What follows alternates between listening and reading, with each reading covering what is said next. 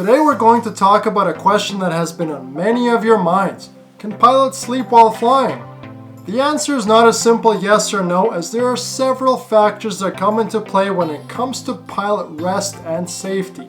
In this video, we're going to dive deeper into the topic and explore scenarios in which pilots may need to take brief naps while flying.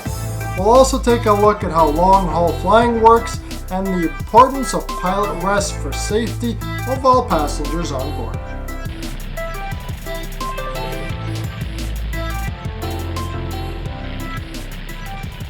Welcome back to Aviator Inspirations. My name is Yaro and I help take the mystery out of the aviation industry. I make these free videos to help future aviators save time and money, so consider subscribing. Let's start with one of the most common scenarios where pilots may need to sleep during a flight: red-eye flights. These are flights that depart late at night, 10 p.m. or later local time, and arrive early in the morning, crossing multiple time zones.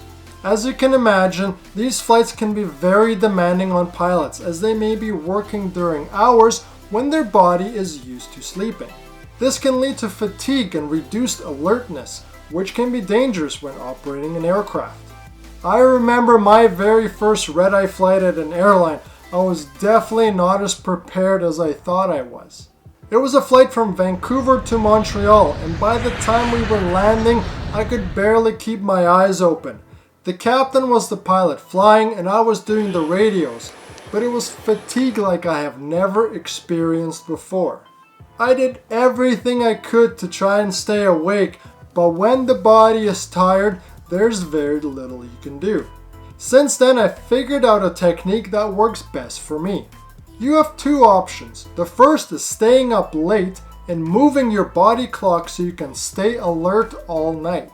Or your second option is to nap in the evening before your flight.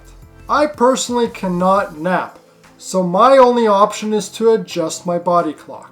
2 days before my red-eye flight, I stay up later and later. The first night, I stay up until midnight, and the second night, I stay up until 2 a.m. and sleep in until 10 a.m. So that on the third night of the red-eye flight, when we land at 7 a.m. East Coast time, it's only 4 a.m. West Coast time, and I am only a little bit tired. Usually things work out well, but sometimes they don't. So to combat this, airlines employ a technique known as controlled rest. This involves allowing one of the pilots to take a brief nap while the other pilot remains awake and monitors the aircraft. The napping pilot is only allowed to sleep for 45 minutes or less, and once they wake up, they have 15 minutes to become fully awake and alert before resuming their duties. This technique has been shown to improve pilot alertness and reduce the risk of fatigue-related incidents. The second scenario where pilots need to sleep during a flight is on long-haul flights.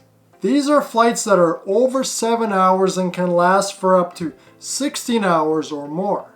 Currently, the longest non-stop commercial flight in the world is scheduled at 18 hours and 50 minutes from Singapore to New York, serviced by Singapore Airlines. That's why on many long-haul flights there are actually more than the standard 2 pilots of captain and first officer. Long-haul flights will require 3 or 4 pilots, with the extra 1 or 2 being known as relief pilots, rather than captain or first officer. On these flights, the primary pilots will take off and then head to sleep once they are in cruise. The relief pilots will take over during the cruise, and the primary pilots will come back to the controls at a later time, but definitely before it's time to land. Now you may be wondering why pilots need to sleep during a flight in the first place. The answer lies in the importance of pilot rest for the safety of all passengers on board. Flying an aircraft is a complex and demanding task that requires a high level of cognitive and physical ability. Pilots must be able to monitor multiple systems, communicate with air traffic control, make decisions quickly, and react to unexpected situations.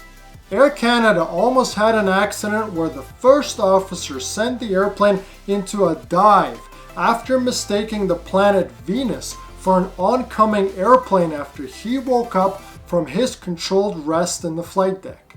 I have linked the article in the description if you want to check it out. If a pilot is fatigued or not well rested, their ability to perform these tasks can be impaired, which can increase the risk of accidents or incidents. That's why aviation authorities have strict regulations in place to ensure that pilots get enough rest before and during a flight. For example, Transport Canada and the FAA require that pilots have at least 8 hours of rest before a flight and limit the number of hours they can work in a day, week, and month. Ultimately, it's the pilot's responsibility to come to work prepared and well rested, but we aren't robots and have regular lives and families.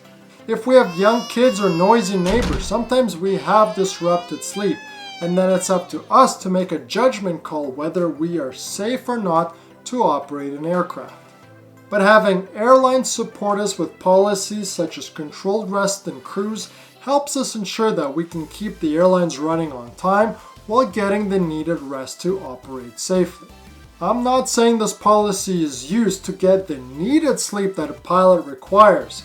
It's only a backup if you feel tired and fatigued to give you that mental boost that you need. That's why if you as a passenger have ever been delayed for crew rest, that's the reason. Your crew was probably delayed the day prior and got to their destination late, and therefore needed the legal rest before reporting for duty again. In conclusion, while pilots are not permitted to sleep during critical phases of flight, such as takeoff and landing, there are scenarios where we are allowed to take brief naps during cruise.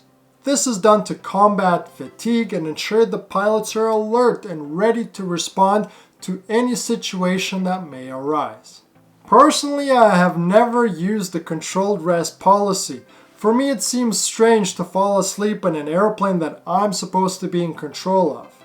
But many pilots use it, so let me know in the comments if you have used it or if you have any other tips to combat fatigue. If this video was helpful, smash the like button. If you have any other aviation related questions, leave them down below. Thank you for watching, and I'll see you in the next episode.